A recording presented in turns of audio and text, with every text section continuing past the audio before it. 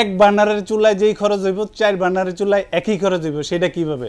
আর বিদ্যুতের চুলার কিছু ইনফরমেশন আমি আপনাদের দিয়ে দিই। এই চুলার সবচেয়ে গুরুত্বপূর্ণ বিষয়,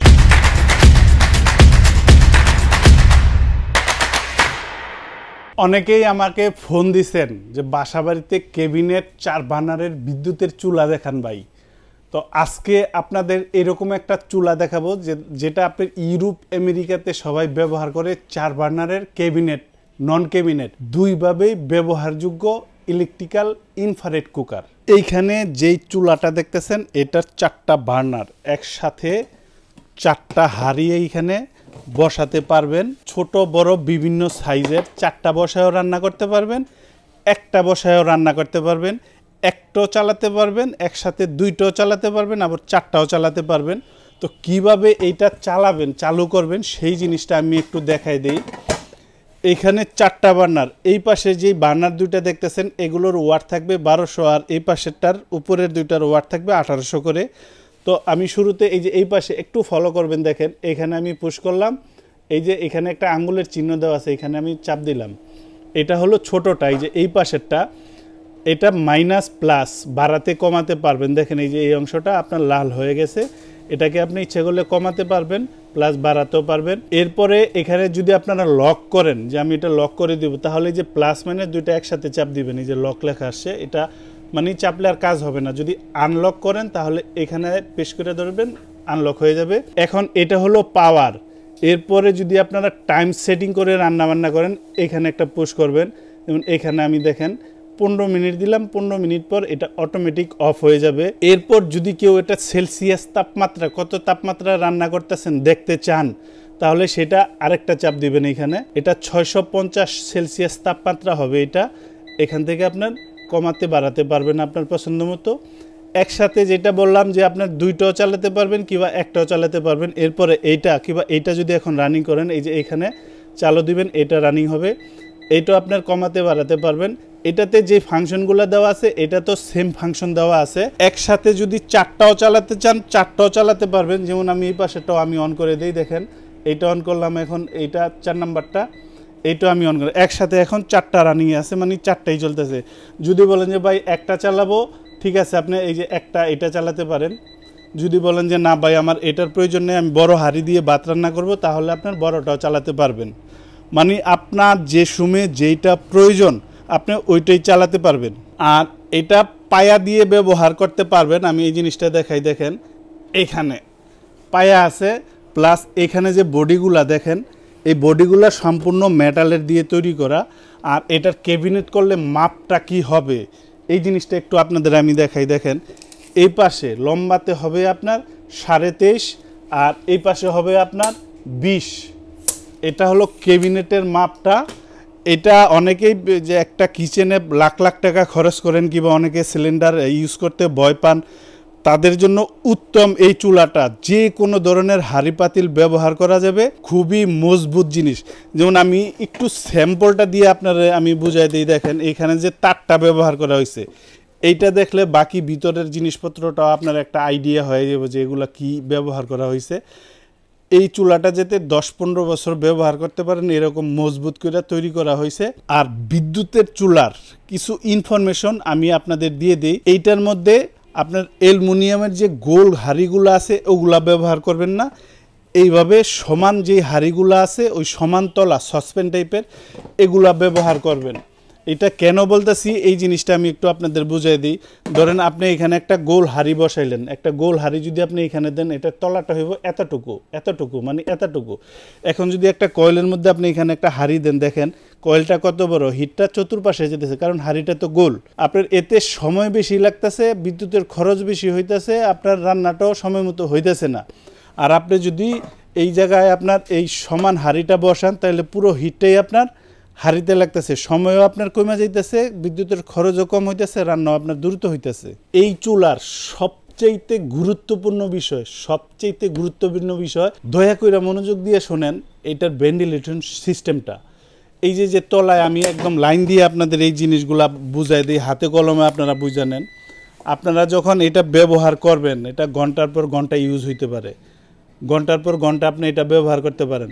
এটার সবচাইতে বড় বিষয় হলো ভেন্টিলেশন সিস্টেমটা, যে এটা যত ইউজই আপনি করেন অসুবিধা নাই, কিন্তু এটা যখন আপনি বন্ধ করবেন, যেমন আমি সব বন্ধ করে দিলাম, এখন বন্ধ, এই দেখেন তলাটা দেখেন, এই যে এই পাশে দেখেন ফ্যানটা চলতেছে, এই যে এই ফ্যানটাও দেখেন চলতেছে।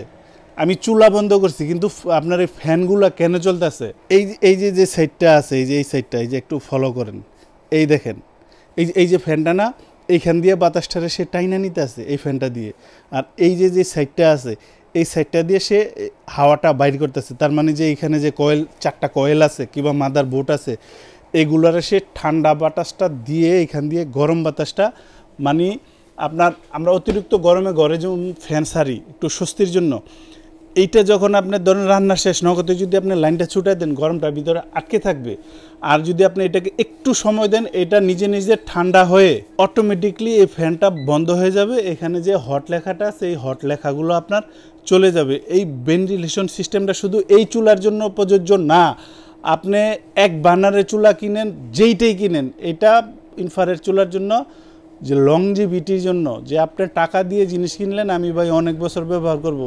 বিদ্যুতের চুলা কিন্তু আপনারা কিনবেন যে অল্প খরচের জন্য, মানে বিদ্যুৎ খরচটা যাতে কম হয়, সিলিন্ডারে যেতে আপনার খরচ কম হয়, এর জন্যই কিনবেন। তাহলে আপনি এই ভেন্টিলেশন সিস্টেমটাকে সবসময় হেভি রাখবেন। আরেকটা জিনিস আমি আপনাদের দেখাবো, দেখেন এই যে পিনগুলো আছে, দেখেন অনেক সময় দেখা যায় যে লুজ থাকে, এই যে একটু ফলো করেন, এখানে দেখেন এরকম লুজ যদি থাকে তাহলে দেখা যাবে আপনার তার পুড়ে গেছে না, এখান দিয়ে এগুলো পুড়ে গেছে। এটা থাকতে হবে এরকম শক্তপোক্ত, মানে আপনি এটা যখন ব্যবহার করবেন, এই দেখেন 2-3 মাস পর এটাকে টেস্টার দিয়ে একটু চাপাই দিবেন, এটা যেন আপনার লাগানোর পর শক্তভাবে এটাকে যেন চাপ দিয়ে ধরে রাখে, তাহলে কারেন্টটা ঠিকমতো পাস করবে। তাহলে আপনার প্রোডাক্টের কোনো সময় নষ্ট হওয়ার সম্ভাবনাই নাই। যেহেতু বিদ্যুতের চুলা, অনেকেই কিন্তু আপনার আগেই জিজ্ঞেস করবেন যে ভাই কারেন্ট খরচ কত হইব, তো মোটামুটি কারেন্ট খরচ হলেও আমি একটা আইডিয়া দিব। 4 বার্নারের চুলা, এটাতে তো বিদ্যুৎ খরচ অনেক হইব। আমি আগে এই পেজটা ভেঙে দিয়ে দিই, যে আপনি এক বার্নারের চুলায় যেই খরচ হইব 4 বার্নারের চুলায় একই খরচ হইব। সেটা কিভাবে?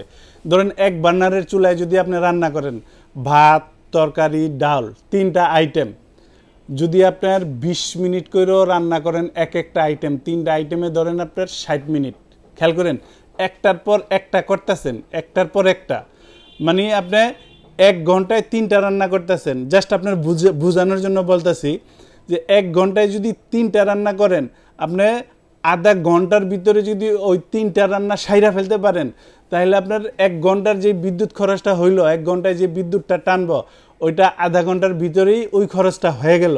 তাড়াতাড়ি হইলো, কিন্তু বিদ্যুৎ খরচ আপনার সেমই হইলো। অনেকেই বলবেন যে ভাই 4 বার্নার বুঝি খরচ অনেক হয়ে যাবে, আসলে তা হয় না। এক বার্নারে একটা করে রান্ধেন, আর একসাথে যদি 2-3টা চড়াই দেন, আপনার সময় কমে গেল, কারেন্ট খরচ একই হইলো। যাই হোক, আপনার বিদ্যুৎ খরচের একটা সাধারণ আইডিয়া দিয়ে দিই আমি। ধরেন 1000 ওয়াট টানা যদি আপনি 1 ঘন্টা ব্যবহার করেন, তাহলে আপনার 1 ইউনিট খরচ হবে। এখন আপনার বাসায় ইউনিট কত টাকা হইতে পারে? 5 টাকা, 7 টাকা, 8 টাকা কিংবা 10 টাকা, এক এক জায়গায় এক এক রকম।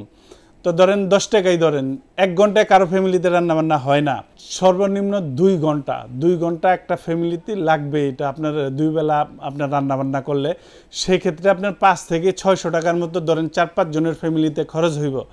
যে ভাই 500-600 বললেন কেন? হ্যাঁ, আপনার ভাত যখন চড়াবেন 1000 ওয়াট তো তখন থাকবে না, অবশ্যই ভাতের বলক আসলে কমাবেন। সেই ক্ষেত্রে এবারে যে 5 থেকে 600 টাকা। আর যদি আপনার ফ্যামিলি আরও বড় হয়, সেক্ষেত্রে আপনার ধরেন 8 জন কিংবা 10 জন, সেক্ষেত্রে আপনার 1000 থেকে 1200 টাকা। এর নিচে চিন্তা ভাবনা করেন না। বিদ্যুতের কোনো চুলা যে অনেকে যে 1-150 টাকা রান্না বান্না করে খাওয়াই দেবে, ওগুলো ভুলে যান। আমি যা বলছি তাই হইব, একদম অ্যাকুরেট। যদি কোনো ইঞ্জিনিয়ার থাকে তার সাথেও কথাবার্তা বলে দেখতে পারেন যে বিদ্যুৎ খরচ কীরকম হইব।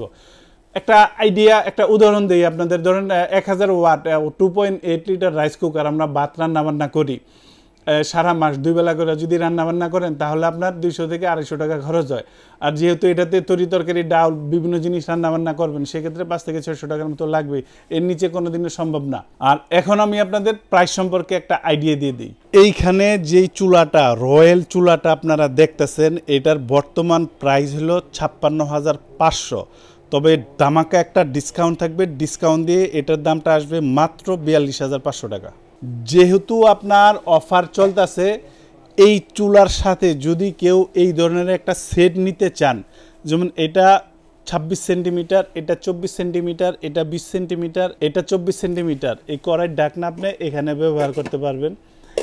এইটারও প্রাইস আছে মার্কেটে আপনার 4500 টাকা। যেহেতু চুলার সাথে যদি এটা অ্যাড করেন তাহলেও এইটাও ডিসকাউন্ট অফার থাকবে, মাত্র 3300 টাকা অ্যাড করলেই এই চুলার সাথে এই সেটটাও নিতে পারবেন। গ্যারান্টি ওয়ারেন্টি, এই চুলার 4 বার্নারের 4টা কয়েল 1 বছরে যে কোনো সমস্যা হলে রিপ্লেস পাবেন কয়েল বিনা টাকায়, আর সার্ভিস ওয়ারেন্টি থাকবে আরও 5 বছর। আর ফিজিক্যাল ড্যামেজ এটা কোম্পানিতে গ্রহণযোগ্য নাই। ফিজিক্যাল ড্যামেজ যে ভাই আমি এক রুম থেকে আরেক রুমে নিতে আসি, ভাঙা ফেলছি, এছাড়া যদি আপনার কয়েলের প্রবলেম হয় তাহলে 1 বছরের ভিতরে আপনি চেঞ্জ পাবেন, আর আরও 5 বছরের সার্ভিস ওয়ারেন্টি পাবেন।